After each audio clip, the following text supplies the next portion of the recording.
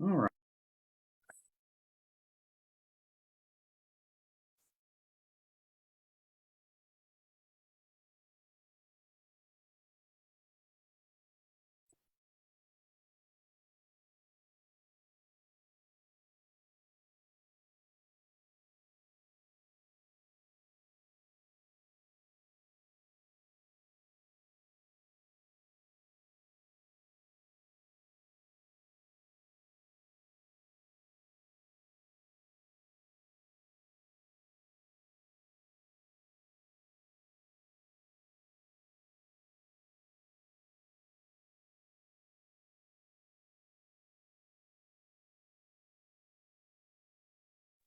George, you with me? Yes, sir. I think we may be live. Let me check. Something has happened where it's not showing me. It says But- live on my end. Yeah, I'm sorry that we've had No confusion on my part. Let me see. I think we're live in there. Let me see. Okay. All right, guys, it is Wednesday night. No, Tuesday night at 6:00. And it's a time for another Conversations with Commodores. And I'm sorry about the technical difficulties on my side, but we've got a special guest and it's a special week.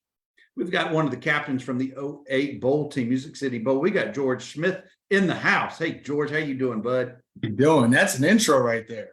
It is. It's trying to rebound from the technical issues. You'd think this was the first time. Come on, OJ Fleming. I need your help, bud. He's in the house with us already. OJ's a regular, always with us on Conversations with Commodores. But George comes to us two ways. Pembroke Pines, Florida product, highly sought after wide receiver, talented dude. Yes, sir. And now we got him in-house. He's part of the Black and Gold Club, and we're going to get to all of that. Look at that, repping. Sweet. George, how's your day going, bud? How are you? It's going amazing. Just honestly, just finished up my day with a 30-40 minute conversation meeting with Candace and just thanking her for the opportunity. It's just a blessing to be here in a different capacity and seeing what's going on behind the scenes and everything that goes into this program. And I'm just truly blessed to be a part of the family. Well, and I think one of my last words was, I told her, I'm at home now. I'm home. One of the things that you guys who are inside Magoogan get to see is how things are made. And then you get to, or how they're being made, and then you get to present them to the world. And we're just kind of chomping at the bits to see what the next project or what's next. Like we just saw this week, or maybe it was yesterday, there's a push about how the Hawkins Field, the baseball project is going. And that just looks like a fantastic project that they're going to be doing. It's going to be amazing. It's going to be amazing. I think when I was here, one of the things we were always excited about as players is to see our facilities really start catching up with the others. And just watching the plans and what's going on, and just actually every day getting to come to work and stare in that end zone and see the progress. It's just, if this doesn't make you excited, I don't know what does. I've said this many times. If I'm a 9th, 10th, or 11th grade athlete and I want to be recruited, regardless of my sport, I want to be recruited and potentially come to Vanderbilt, man, I'm just like, come on, y'all show me some love here and let me get to campus. And I would be super excited if I'm one of those aged kids who are serious about their schooling and want to play in the SEC. But George, let's put that part on pause for a minute. Let's talk about Pembroke Pines. Where is Pembroke Pines? And tell us a little bit about growing up down there. So originally I'm from Philadelphia, but I did get recruited out of Fort Lauderdale, Florida. For the behind the scenes story. My mom was always so emotional about not being able to see my game. So when I realized I was being heavily recruited for college football, I told everybody, I was like, look, I'm just going to move down to Florida and spend my senior year there. So that's a little ways, maybe 20 minutes of north of Miami. Just had a great experience with the game of football and getting my mom to see it. But the recruiting piece changed down there. Football is a little different from where I came from. And I never forget the day I played Western down there and started getting recruited by Vandy, and now the rest is history. Who was recruiting you back? Because you ultimately you played for Bobby Johnson, but Yes. who started recruiting you? Oh my goodness. Oh, I know this name. It's just been so long. When I think about it, I realize, geez, I got recruited almost like 20 years ago. Yes, you're so old, George. It's unbelievable how old you are. Defensive line coach. Oh my goodness, what did he say? All I know is I do remember this though.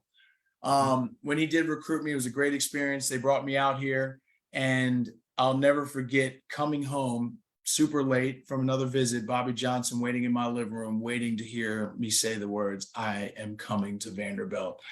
And there's a reason why he's special in my heart. I just got off the phone with him actually today, and super, what do you want to call it? Just blessed that that opportunity was presented to me, because that could have went to so many of the young gentlemen, but hopefully what I showed them, kept them strong in my corner. Well, clearly something was you caught their attention, but then clearly the school caught your attention because you had other schools you could have gone to, of course.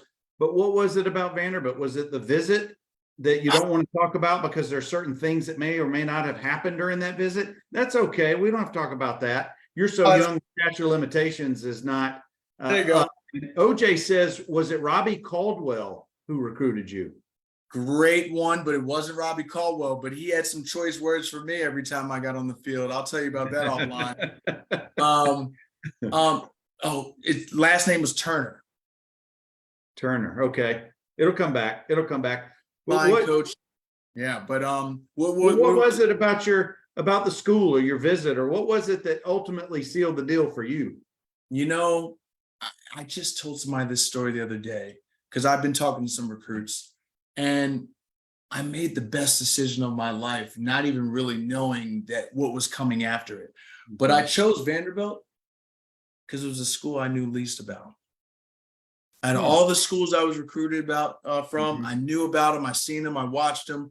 But when I started getting recruited about Vanderbilt, I was like, man, who are these guys? And then as I talked about it to some teachers and friends and family, they're like, it's a great academic school. So for me, I made the decision to say, I'm going to be great in football, but I want to be great in academics as well. So I wanted to take that challenge and go to a place that was going to challenge me academically. And that's why I chose Vanderbilt. That's an awesome answer. And Jamie Bryant's got you back. He said it was David Turner. David Turner. That's what it is. Great guy. Thank you, Jamie. Well, George, you come up to at some point you made a recruiting visit. Do you remember who your hosts were? Oh, yes. I believe Norval McKenzie was one of them. I want to say Eric Davis was another. We called him B Sweet. Brandon Smith. There was one other guy, I believe it was a defensive guy, but I was on the same recruiting visit with John Goff, and we were kind of together. So it was awesome. We had a great time, not too much of a great time.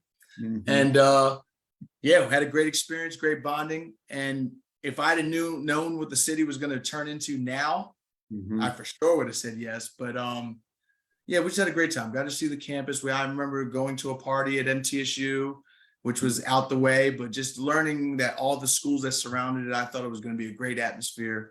And it kind of gave me, since I'm a city boy, the city feel. It was in the South, but kind of living in the middle of the city. So that was a win-win for me. Two things. Jonathan's already been on the show, and since you haven't seen his conversation, I'll leave it to your imagination what he shared about that recruiting visit. And secondly, we got Chris Griffin in the house. Hey, Chris, looking forward to seeing you next week or later this week as well. Yeah. George, I guess you're coming in as a wide receiver. You've got the talent. Had you seen anything about Vanderbilt during the season prior to know what kind of offense they ran, what kind of talent was coming back? Did you know, or were you just really completely blind by those things and just didn't know until you got to campus? Until I got to campus. I was living in Miami, so good luck trying to get Florida State or Georgia or Miami not to be on your TV. So I didn't get a chance to see a lot of the school. But I knew once I, got to visit, I said, John Goff was there. I believe Jonathan Lloyd was another one. I think they came from the same school. He was a tight end that ended up going to Boston College. Mhm. But just we kind of had a small camaraderie Mhm. in that group. And then I tip my hat to the coaches, how they handled every conversation and every visit after that. It was a much more classy, straight by the books. And I like that because I wanted that type of structure in my life. So Sure. it made it very easy to make a decision.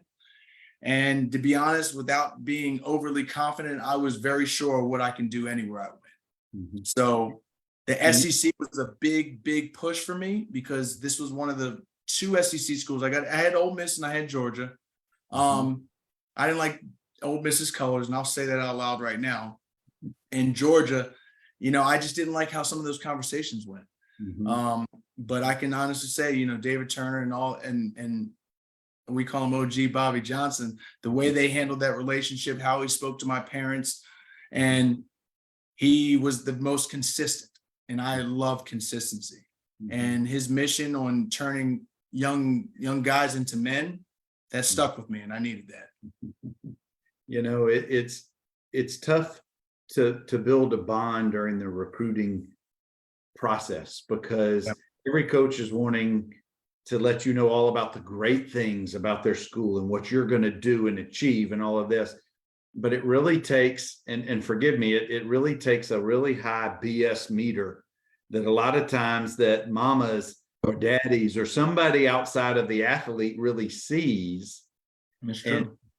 and without getting too much into that, but did you have the benefit of your family to be able to process things through, or did they really say, George, this is really your decision. We'll support you, but you've got to, wade through these waters, so to speak, during the recruiting process? My mom didn't know enough to help me with that decision, Mhm. except for giving good motherly advice. Mhm. I think she was just happy that I was getting a full ride and she had to pay for college. Amen. Um, my dad probably weighed in just a little bit more, but also gave me that, like, this is your decision. At the end of Mhm. the day, you have to live there for 4 years, which turned into 6. Mhm. But we could talk about that later. Um, but it was my decision. And as a young man, because I grew so much in those 6 years here, I'm glad because that was one of my first life-changing decisions that I made on my own. And thankfully, made the right decision, made great friends and longtime friends, and also met my wife here. And so I wouldn't But take back a thing. but for an 18 or 19, whatever you were at the time, that's a big decision because that really is setting you on a certain path that only the older version, the current version of you looking back can really judge. Was that, did I do the right, make the right Right. thing? Now, George, you came in the fall of what year? 2003. And who named some of the fellas? I know you're not going to list them all because you can't remember them all. That's okay. But Can. who was your Yeah, roommate? Who were some of the other guys in your recruiting class? oh man, this is a great one. Marlon White, Big Mhm. 82. What do you say, Marlon? We had John Goff. We had Marcus Buggs. We had Sean. Oh no. Um, what's another one? We had Christopher Williams. How can we forget that name? We Yeah. had Thomas Welch. We had Brian Stamper. So many great names. They'll keep coming to you, but what you're naming or who Yeah, you're naming is some serious athletic talent right there. absolutely.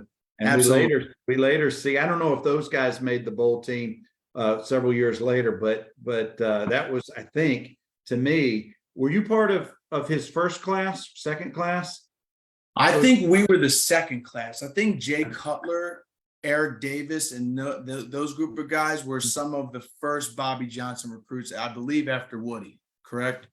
I think that's right. Now, coming from Pembroke Pines in that part of the country, that South Florida, serious football, fantastic athletes on everywhere.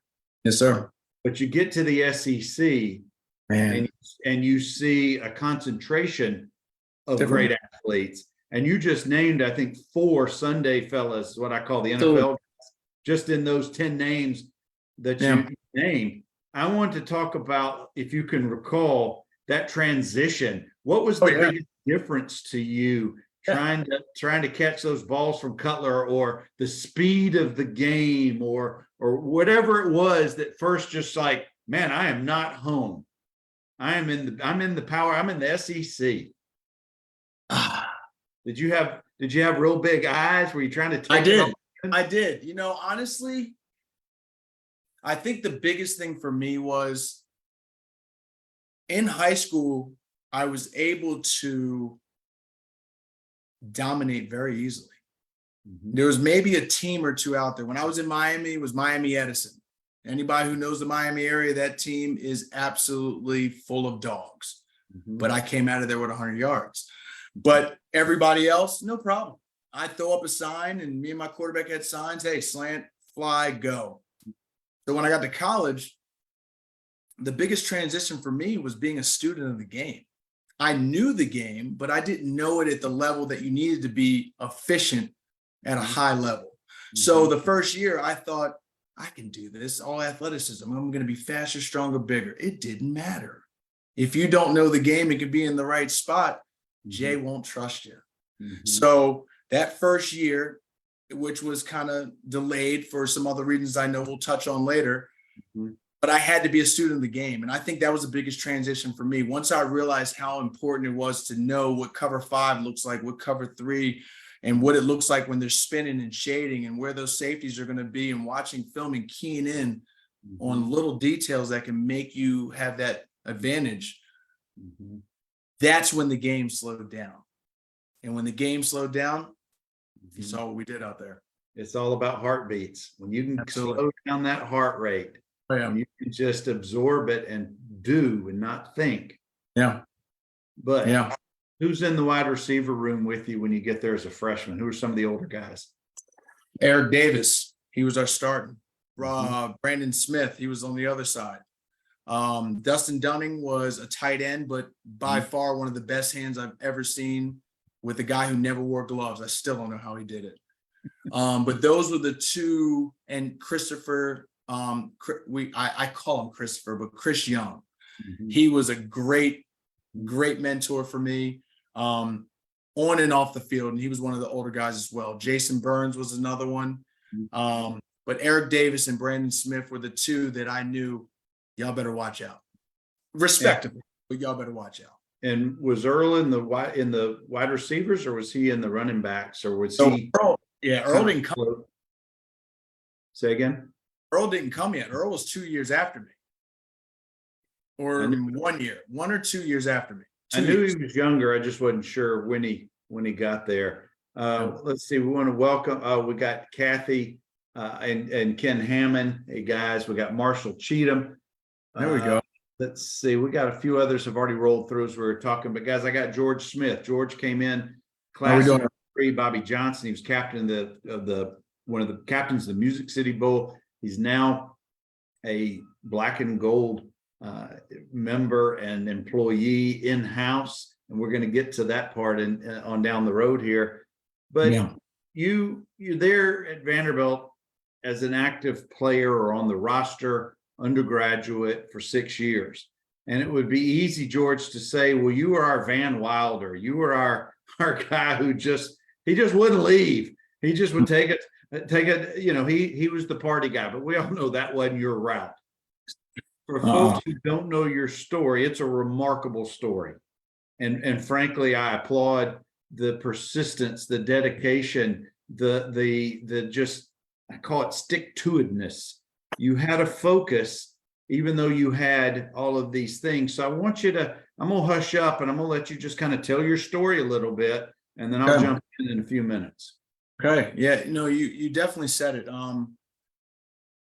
It was a journey that I always keep right here, also on my phone, to kind of remind me of how far I've come. But my freshman year, like any young pup, you're going to come in here and take over the world.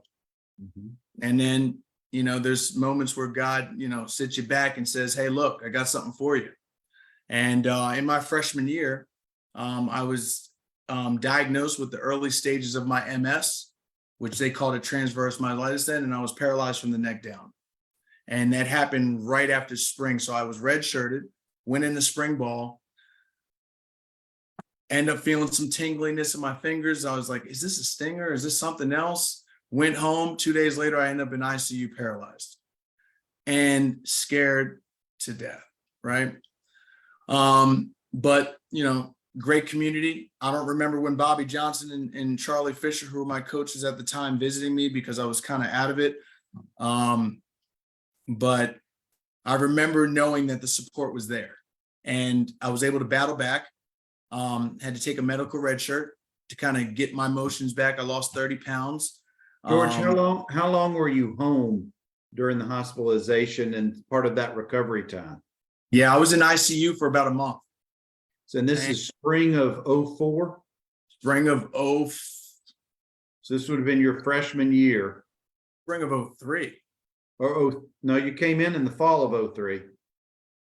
Yeah, right. No, yeah, we come in August. So yes, by the time we got through the season, you're right. 04, that's when it was. And then I had to take that next fall off 04 to rebuild. After the month out of ICU, I could barely walk, still had a hole in my neck, still having trouble breathing, had to get surgery because of, I guess I woke up when I was sedated one night, pulled my breathing tube out and had scar tissue. So I had to get it lasered because it sounded like I was wheezing when I breathe, when I would breathe in the huddle. Did you re-enroll in the fall of 04, or were you home rehabilitating? No, I came right back to school. Once I was up and going, I think I might have stayed home for maybe another couple weeks, but then I got on campus, and the staff and Tom Bossing, shout out to him. That guy has gone through everything with me, and that staff. So I wanted to be back on campus around my community, and didn't want to miss a beat. So I was right back, and it took some time, but and you took a medical, your sophomore year, you took a medical red shirt. Yeah. How much weight had you lost? I went from 190 to 165. Wow. So I came out of there a string bean. And as Robbie Caldwell would always say, he would always call me a skinny something. I'm not going to say it because we're on live and I don't want to upset nobody, but yeah, I took that personal. So I wanted to gain my weight back. I knew McGugan and the Hendricks would help with that, and being around the program, I wanted to get back on the weights. I just wanted to be in the atmosphere of the game in my community, which was a family who bleeds black and gold only. So that was your sophomore year. You take a medical red shirt. When did you resume football activities? The year of 2005. And I believe that was Earl Bennett's first year. And that's when him and I, myself, him, and Marlon White were top 3 receivers. And we'd never looked back. So that would have been your junior year or your third year on campus. Technically my redshirt freshman, because I redshirted my first year, Right. took a medical red shirt. The 04, 2 years gone by. Now I'm technically starting my first game at Wake Forest as a redshirt freshman. So a third year student. Yeah. And did you have to apply with the NCAA for that medical red shirt? How did that? That was, and once again, I'm understanding what goes behind that. I know compliance and everybody who was behind it did a great job doing with that. But I just had to show up. I didn't have to do any of those things. They took care of all of that. And I just needed to do my part and show up to class and get good grades so I could play. And how jacked were you for that Wake Forest game? First 2 catches of my career. Never forget them. Turn 3 to the right, caught it, took one knee down, but I swear if my knee wasn't down, I could have went up the sideline, and another one to the left, right on the end zone before we scored. But knew the plays, super excited, and it just lifted a weight off my shoulders, because being able to get back out there and knowing what happened to me, there's very few people that can tell the story of being diagnosed with MS, being paralyzed, and now you're playing in the SEC against people that are the top of the cream of the crop of what you're going to play against. And it was surreal for me. I think I got emotional. I was happy. I cried. I did it all, but that was the end. No looking back after that. And you mentioned earlier on your phone. What do you keep on your phone?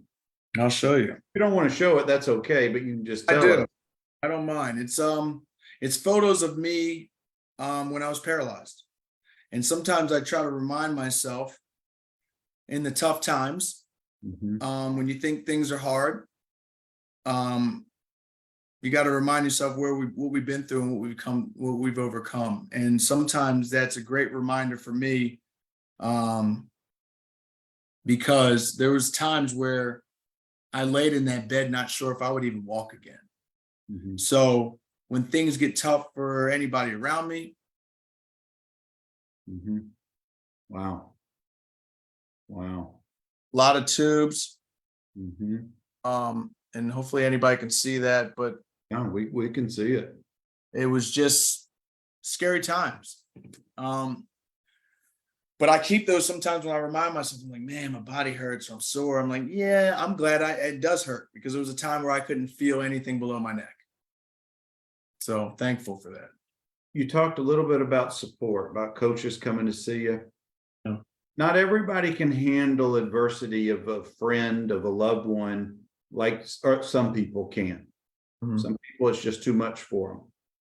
And I don't want you to necessarily call out names, but I want to talk about teammates. Yeah. Those who rallied with you, and how important were they during this time, the most difficult time of your young life at that point? Instrumental. One of the names that, Marlon White was my roommate for probably my entire career. Earl was a guy that I shared. Him and I always bunked together in the hotels. But there's one name that definitely stands out. And I'm not saying that nobody else stands out. I just think this individual, him and I end up having the same agent when I'm in a training for the NFL together, but Rashard Langford. Yeah. He was my person in that time that kind of kept me strong, and I'm not going to let you give up. And I'll never forget workouts we did where we would do a tug of war. Him and I went against each other, and I wanted to go against the strongest and the fastest on the defensive side. And he wanted me to go against him because he knew he would not take it light on me from what I came from. So Rashard Langford, I would definitely say, was one of the top guys that kept me and my spirits alive, but also didn't take it easy on me. He was like, I'm not giving you anything, because if you want to come back out here and compete, this is what you're going to have to go up against. And everybody played their part. I'm telling you, not one man on that roster I didn't think was in my corner, but that's definitely a guy right there. And I know you all know he's doing great things. He went and ended up playing in the NFL for a little bit, but that's my guy, and forever will be, a place in my heart for what he did for me in that time. So much more than teammates. So much. So it's easy to say this, but it's so true. It really is a brotherhood. Absolutely. It is. And sometimes maybe even feel closer to the non-blood related guys than your own flesh and blood. But it's like that way. And we're lucky to have those people in our lives. Absolutely. And tell me this, I know you see Earl in the building, but if you don't see Rashard or talk to him for a while. I just talked to him yesterday. Well, I was going to say, can you not just pick back up with whatever you were talking about, or go back to something 20 years ago, and you know exactly where you were and what was going on? Easily. Earl and I do this probably every day. But Rashard, I remember the last time he was actually in my home, him and his wife came with their younger son, and it's like we never left. And that's the beauty of the decision that I chose to make in 2003 in high school or whenever it was. I didn't leave because I'm back now, but I really joined a community that really gave me lifelong friends. And we're going to get back to Rashard in a minute, because he kind of weaves his way through your whole college career. But I want to go back to the fall of 2005, your first year starting. You've got fantastic talent on that offense. And I don't necessarily ever ask to tell us about specific plays and things, because that's hard. Memory fades.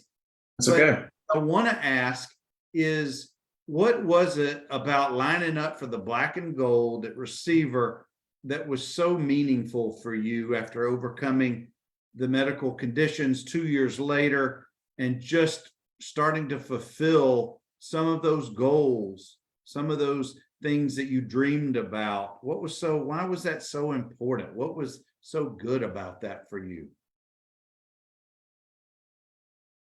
You know, there was a moment where I'm sure doctors and family members and maybe even friends might have doubted what was going to happen once I was diagnosed. I think I might have had a very similar feeling about what that group of men, now men, but young guys at that time could do in the SEC, and doubted us. So trust me, Christopher Williams is another guy I would definitely love to throw out there. Him and I are thick as thieves. I'm the godfather of most of his kids. And we used to meet, myself, him, Marlon. And this is the group of 03. And some other guys, John Golf. And we're like, we're going to change this program. Mm-hmm. They're not going to believe us. They're not going to give us anything, but we're going to change it. And that same mindset of fighting back for my life and to get back to normalcy, we wanted to fight to earn respect. Mm-hmm. And that's why I ran those stadiums until I threw up. That's why I wore a weight vest when we did the conditioning tests. That's why after I caught 200 balls after practice in the summer, I went over to the tennis facility and caught 200 more off the tennis machine. There was a certain level of dedication that we knew that we were all going to commit to. And if we did it as a whole, then we were going to be successful at one point. And then not only set the tone for the ones that come after us. And that was our mission. And frankly, I think you succeeded, far exceeded. I think that the teams of 03, 4, and 5 set such a great foundation for the next 10 years of guys, even though it was coaching changes. Mm-hmm. You know, and we're going to get to the Music City Bowl in a minute, but it just set that tone. It Absolutely. Really did. And for alums following the program, you could see it outside of McGugin, the change in attitude, the change in athleticism, just the mindset change that Coach Johnson helped to usher in with you guys. Absolutely. Where was your favorite stadium outside, on the road to play? UT. And why is that? One, because I learned to hate the color orange. My kids don't even know the color orange. I took it out of their crayon box, their marker box. We just skipped from red to yellow. Love it. Love it. But it was always the last game of the season. I just feel like they didn't respect us in the first couple of years I played. And I probably had some of my best games against them. And one of the catches that I probably will never forget, and I think I've not just earned the respect, because at that point I've caught several, decent catches or important catches from Jay Cutler, but 802, never forget the play. Inside man on the slot has a 0 route, the 2 on the outside and the 8 on the opposite side. And when Jay Cutler called that play, I was like, this is coming to me. I've been watching the coverage. I'm going to be open. And I remember running the shallow. I saw a linebacker underneath, a linebacker on beside me, and I was like, he's not going to throw it. And he threw it. And I was like, well, I gotta make him look good. So I went over top the defender, took it out from his face. They both looked at each other, fell, and I turned around and ran for another 20 yards. And that ended up making the top 10 plays and one of my favorite catches I love showing my sons. But more importantly, I think that's when I showed the coaches, like, I can go make a play for you all. And to do it in that stadium, to see all those guys in those ugly orange overalls, I'm getting juiced up thinking about it. Like, there's no better feeling that I could, remember, or a catch that just meant the most to me. So that's definitely one of my top plays being here, and end up being a top 10 play on ESPN. And it's those rare moments in our athletic career, no matter how Yeah. much success we've had on the field. Yeah. One of those rare moments that never leaves you, is Yeah. completely vivid in your memory bank, and you can recall it really anytime that you want and share it. And that was a beautiful story. But Georgia, your story isn't all roses. You, No. you have other bumps in the road, and I want to bring back Rashard and another event that was a life-changing, Absolutely. life-altering moment for you. So set the stage and share that moment. Absolutely. The game after Wake Forest, we played the Richmond Spiders, and it was home. And that night, I scored my first touchdown. And I went out to go celebrate with my teammates, and my girlfriend, who was now my wife at the time, stayed in my room, and she was like, "Hey, just go on. I'm going to go do some homework and you go ahead." And Marlon and I walked over, got to the party. Probably wasn't there for more than 10 minutes. And at that moment in time, I felt like I was a leader. So I felt the need to do what I did. But once I realized there was an altercation at the door, I went to immediately step in between us and the guys who didn't even go to school there. Mm-hmm. And, I was able to keep my people away. And in the dorm, there's a door here, and then there's an elevator about 10 feet that way. We were able to get them into the elevator. I took my eyes off from them for 1 minute. And unfortunately, when I turned back around, there was a gun in my face. And at that moment, I was like, this can't be how my story ends. Like, so many thoughts. I mean, once again, like the game, it slows down. And I was like, I just got to get out the way. And I quickly jumped to the side. After the first gunshot, he shot a few down the hallway. Thankfully, nobody was hurt. But I did, in fact, get hit in my arm here. And, super thankful that it was just my arm. It could have been my chest. It could have been my face. Mm-hmm. Super thankful that it was me and not my teammate. I think that was one of the first things. Thank goodness I was there, because there was a gentleman behind me on both shoulders. What if it was them? Mm-hmm. But for me, it was a lot of things. It's like, even when you're where you're supposed to be on campus, in my dorm, Mm-hmm. you still have to be smart about how you move. So there was life lessons that I took from it. Was There this were Michael? This was, what is over here by across the rec? Morgan and Lewis. Okay. And I just remember, everybody was really in shock.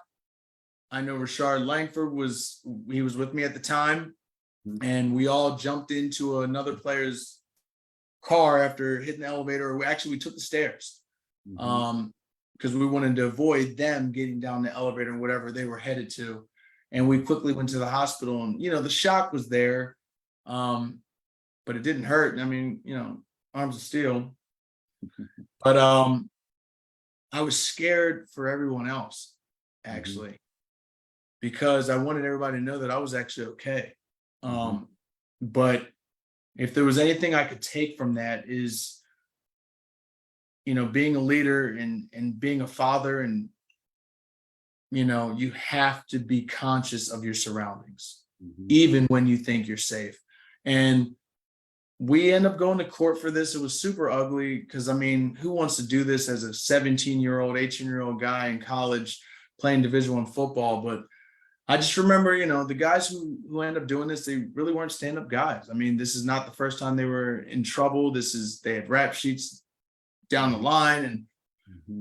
And but, once we were able to put it past us, the distractions from ESPN and everything like that, it was just, once again, I also was thinking, like, I know I didn't do anything. And the video and everything supported that. But I hated being a distraction for my team.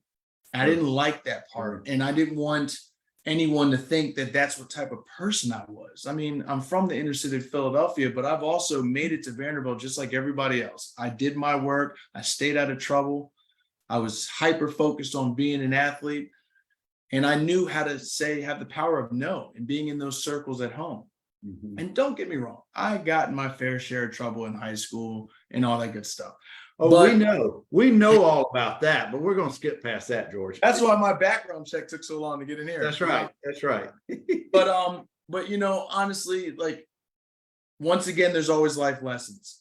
And that was a life lesson for me. And it's like, we talk about this in my church, you have to be able to ride the highs and lows. And the same night of me getting my first touchdown was one of my lowest moments, and having another near-death experience with a gun pointed in my face. So just understanding how to manage both of those to keep yourself right here. Did you end up missing any school or any time from the team? Honestly, this is true story. I played the next game. It was against LSU at home, and I might have went in for one play. And when they hit my arm, it was like, I can't do that. But then eventually I end up playing the whole game against South Carolina, actually making several catches. But I didn't miss school. I think for a while I didn't come out to practice because there was a lot of cameras that wanted to kind of find me and question me. But if I'm remembering correctly, I think the only game I did miss was LSU at home. Okay. Well, such life lessons, phenomenal that you came through it fairly unscathed, but it did not deter your overall goal and mission. And I could keep talking with you for the next several hours, but we've got so many more topics. We got nothing but time to get to. I want to talk about that season leading up to the Magic City Bowl. That was Music City Bowls. Thank you. I'll get to share just a little bit from my perspective, because leading up to before the announcement of the bowl selection, that was a season of high emotions for the alums. And it had been quite a while since we had been in a position to be selected for a bowl team. Absolutely. Yeah. But I want you to take us inside the Chris Nixon, the Larry Smith, that whole just phenomenal athletic talent. And that had to have been fun for you guys at times. Oh, yeah. Take us to that season a little bit. Give us a little bit of an overview of a Chris Nixon, Larry Smith huddle at times, because those guys are so different personality-wise. So different, but so awesome in so many ways. I think, Chris Nixon, unbelievable talent. I was actually his guy when he was on his recruiting visit. I never seen a man make cuts that he made. I feel like he had no ankles. And when I tell you this, when you slow down the video and watch how his ankles move when he cuts, it's like, how are you not breaking them? Larry Smith. So he didn't move, and I don't mean to make light of this. He had a little bit better moves than, say, Aaron Rodgers had last night. Oh gosh. Man, and prayers out to him, because I know what it feels like to tear my Achilles. I actually did it 4 months ago. We're not going to talk about that. I actually get really hurt when I stop playing. But Larry Smith, both of them, and I don't want to obviously leave out another name, Mackenzie Adams. Mackenzie Adams was absolutely phenomenal, and I've caught probably half of my touchdowns from him as well. I believe at least 2, one against Alabama and another catch that I'll put that on the top. We were playing South Carolina. They were ranked number 6 away. We beat them 17, I believe 12. I caught one of the 2 touchdowns in the corner thrown by Mackenzie Adams. And we still talk about it. But Larry Smith was a young pup. We knew he was going to be great. I used to train with him on Sundays with an NFL ball. Chris Nixon and I would be together running stadiums until we both were sick. So the level of commitment that I had with both of them was like, okay, look, and I wish you both could play, but whoever it's going to be, we had the camaraderie, we had the connection, and it was just awesome to see what we could do with either one of them in the huddle. Before we get to the bowl game, I cannot forget the Auburn College Game Day. One of the top games. Thank you, Dwayne, for reminding me. One of the top experiences. How incredible was that for you guys on the team? Not just having College Game Day there, but then beating those guys, beating the Barners. Let me tell you. So leading up to that game, it's crazy to announce this, but like the week before, I literally destroyed my hamstring. It was black and blue. I might have tore it. But when they told me, oh no, sorry, this is lies. This was after that. I had a stress fracture that I came back from my senior year. So I missed the first 4 games. And did I come back a little early? I wasn't missing game day. The moment I heard that we were having game day in our stadium, I said, Coach, I don't care how many weeks I've had this screw on my foot, I'm playing. And thankfully, I was able to prove that, you know, it wasn't anything risky, but I wasn't missing the game. And it meant so much to be on that stage, not only be on the stage, win the game, and just have that experience in my senior year. But when I tell you this group was special, very special, a lot of talent on the backside, on the defensive side with the Casey Haywards, the Myron Lewises, the Rashard Langfords, the Theo Horrocks. Actually, he might not have been on that team at that time. But so many people that laid the foundation for what we've created. Icing on the cake. Icing on the cake. And what you saw that year was us taking that next step. It was happening. Well, when you guys were victorious against Auburn, it was just as good as we could ever hope for at that point. Good. Absolutely. Now, you guys get selected for Music City against Boston College, and just about every alumni football player who could walk, talk, and travel came to that game. And it just meant so much to see us in a bowl and playing and ultimately winning that game. It was so cold in the stands. It was freezing.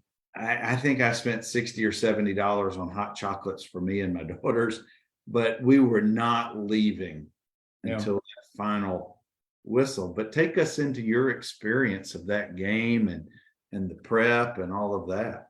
So much leading up to it. You know, I mean, just from the beginning of the season, me and Rashard going to SEC Media Days. So now we're 3 months later in a bowl game against Raji. I think there was a couple other people on that Boston College team. And at that moment, the activities that led up to it, the Opryland Hotel experience at a different level, it was just fun. Like this is no knock on the coaches, because I'm sure we had meetings and we worked, but we just enjoyed it. But I'll never forget suiting up on that night, looking at everybody across in the locker room, and we knew exactly what we needed to do. Nothing needed to be said. Nobody needed to yell. There was no needing to pump anybody up. This is what we worked hard for 4 years. For me, 6. And I was going out with a W. And honestly, I tip my hat to my teammates. You know, I don't think I had the senior year that I wanted because of the injuries that I sustained. You know, broke my foot in training, missed 4 games, probably came back too soon, tore my hamstring. So DJ Moore, the Jamie Grahams, the Sean Walkers, the Larry Smiths, the Alex Washingtons, the Justin Wheelers, the whole entire offensive line, Bradley Vealing, and then the unstoppable defense that we had. I mean, what were you going to do to us? In my eyes, nobody can hang with us. When we were on top of our game. No one. It was a magical season. And George, I know you were being an integral part. That must have been, I don't know if they had given you the nickname Gramps at that point, but no, they call me Unc. Unc. I was the uncle of the team. So I was going to say, was there anybody, you had to have been the oldest guy on the roster at this point? I'm probably the oldest. No, I'm not, but I don't know too many people that have done 6 years in college. And it's not because I was not academically sound, everybody watching. Look, you were older than some of the GAs on the staff. Let's put it that way. I was. But, you know, I'm a firm believer in everything happens for a reason. You know, Tom Boston will tell you, cocky young individual, 2003. I said, hey, man, don't worry about me. I'm going to be out of here. I'm not spending 3 years here. I'm going to play hard. We're going to win, and I'm going to go to the NFL. Mhm. Turns out I was right. I wasn't going to be there for 3. I was going to be there for 6. And there was a reason why I was there for 6. Mhm. It was to experience what I experienced, grow as a man, grow as a football player, grow as a friend, have the relationships that I've had the experiences in games that I played in. It's like somebody for sure wrote this story for me. You know, we all have our own journeys and we Yeah. all have our own timetables. And just Yeah. because you think it's going to go one way, life throws you curveballs, and it's thrown you several, but you've Yeah. dealt with them. You've been able to handle them. And guys, I've got George Smith, who's one of the captains of the '08 Music City Bowl team. What did that mean to you to be named captain?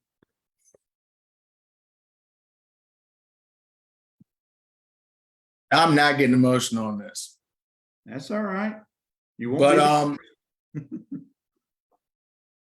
so much. Now that I have 2 boys, 8 and 5, and to kind of show them what I've been through, Mhm. to be honored in a couple weeks here out here with my teammates as the captain of that team, Mhm. it was everything. Hmm. I mean, it was a stamp of approval that the type of man that I tried to be, the type of player that I tried to be, the type of teammate that I tried to be, the type of motivator that I tried to be, it was validated at that time. And I Mhm. remember going to Coach Bobby Johnson's house, and I remember he told me, he's like, George, you're going to catch 50 catches this year. And in life threw another curveball. I mean, I broke my foot and it changed things. But the fact that he believed in knowing what I could do once Earl left, Mhm. knowing that I can handle the captain and help leading this team to what we eventually got, which was the first bowl game in 25 years. Yeah. Yeah. And I think that was more of like, hey, we have recognized what you've done since you've been here Mm. since 2003.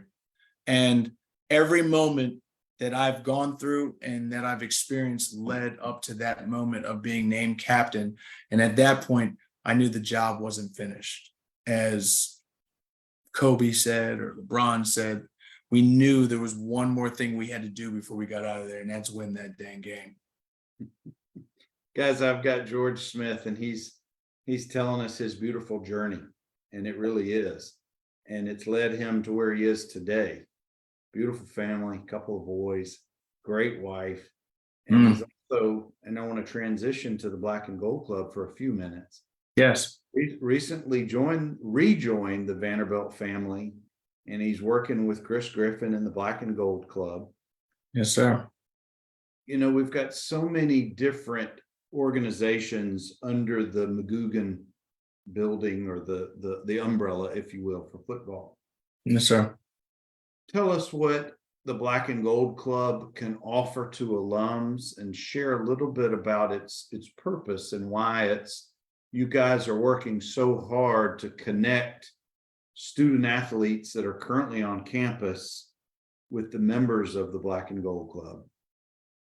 Absolutely. You know, I think this was by far one of the perfect places for me to be because, you know, understanding how important it is to maintain the strength in numbers and the network of athletes and men and women that have come through here and gone off to do great things. This is a place where this begins. You know, that relationships, those relationships begin. And the Black and Gold Club, our mission is, look, we want to just offer you just a platform where you can be in network with so many great individuals that have come and gone and played and gone off to do great things. And we want to just, one, thank you for your time. We want to, for the people here, the young students here, we want to make sure that you have mentors and mentorship programs that we can put you through to, so we can help when, because I wish we had this as a student athlete. You're so tunnel vision, you don't realize in 4 years you're about to be in the real world. So how can we help get you connected in the right way? How can we help you train your mind to start thinking outside of the box? And the importance of the network helps with that. I went to a letter winners conference my first 2 weeks here at Vanderbilt, and was able to see so many schools and what they're doing for their letter winners club, and how they offer so many opportunities and resources for current student athletes and the ones that have graduated to be able to come back, enjoy, events that we're having at homecoming or spring games, or even now we're taking it on the road. We're going to Vegas this week. I hope anybody that's coming in the black and gold and been a letter winners club, we have an exclusive happy hour where we love to just get together on away games and let's share some stories. We had the Pioneers just come in last week.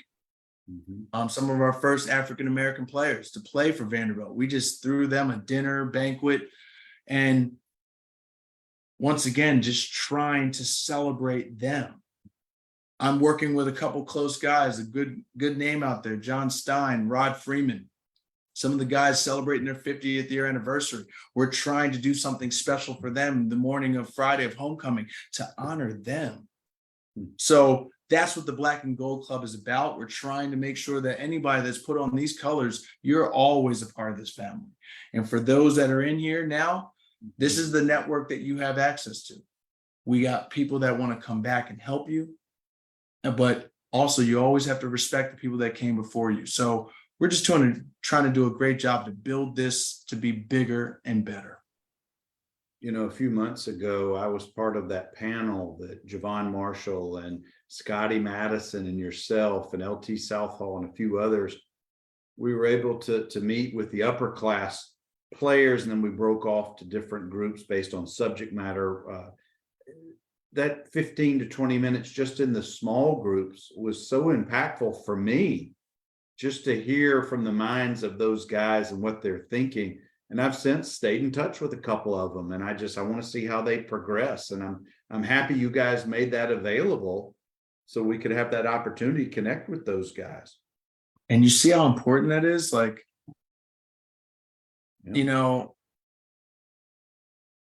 gosh, the knowledge that you have, the knowledge that I have, the knowledge that anyone has, what good is it if you don't share it? That's right. Creating those opportunities where we can get in front of these student athletes. And I think one of the things that stuck out when we were on that panel together is all of us had the same common thing or advice to give these young men and women: the importance of networking. Yeah. And that's what the Black and Gold Club is. It's a huge network exclusively for players, managers, cheer squads, anybody who's put on these colors and dedicated their time to this university. You are exclusively a part of this club. But when I graduated and the game was no longer for me, I wish this type of network was there so I can call Bernard, or I can call a John, or I can call a Rod, or anybody. I have so many friends. Some work for NASA, some work for ESPN, but just being able to know the strength and having a strong network around you and what that can do for you personally and professionally. We want to help do that for every one of these kids that come through here and make their experience while they're here, and then also when they leave, a great one. And it's such an untapped resource. Yeah. There's so many folks out there, but I don't want to get too far into that. I know we'll have other opportunities. You'll have other opportunities to reach as many folks in this group as we can. But George, as I said, I've enjoyed getting to know you the last couple of months. I know we're going to get to hang in Vegas. Oh, we are. It's going to be fun. But I want to thank you for sharing your journey with us tonight. There's so many incredible lessons, incredible things you've learned from. And the truly the beautiful thing is you're now sharing, and I know you have been for a while, with those and you're making such an impact. So I want to just thank you. Thank you for that, for sharing with us tonight. Thank you. And I appreciate you for having me. I mean, I think we instantly connected after that panel. Yeah. But we also knew, we got to be in this together. I want to lead, with one of the things that stuck out to me that Candace told the entire staff in a staff meeting. Mhm. And it kind of stuck with me in so many ways. It's a pleasure, and I'm going to hack this up. I told her this just a minute ago. It's a pleasure to be inconvenienced in the presence of progress. Mhm. We're progressing. We're getting better. Our facilities are getting better. Our Mhm. players are getting better. It may be rough. It may be tough. We may be starting, the Letter Winners Club for Notre Dame is probably like 20 years old. Ours is 4. But we'll get there.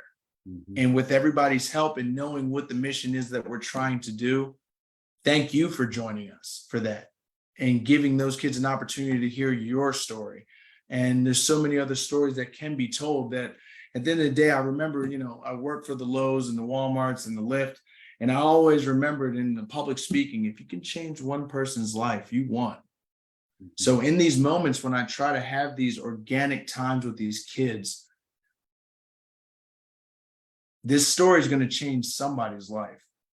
And that person's going to trickle into another, and then it's a ripple effect. So being in the Black and Gold Club and being, right here amongst all lacrosse, all soccer, all basketball, all football, all swimming, they all matter to me. And if I can be present in any way to help share my story or share my experiences to help them not stumble in the same things that I did, we're making progress.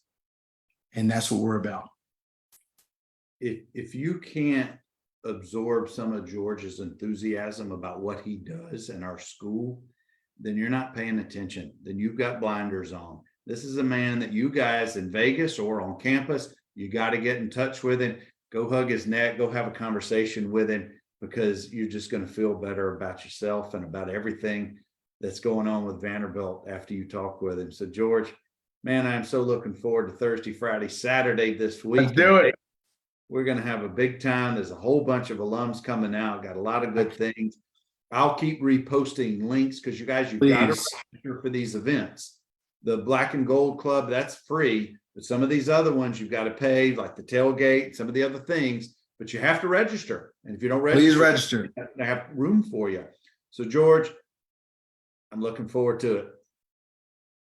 Let's do it, brother. Can't wait to see you. Thank you so much for the time. And thank you everybody who joined. I know there's a lot of things you could be doing, but you spent some time with us and that we appreciate that. Very good. Hang on for me just a second. Guys, we'll catch you this weekend and next week.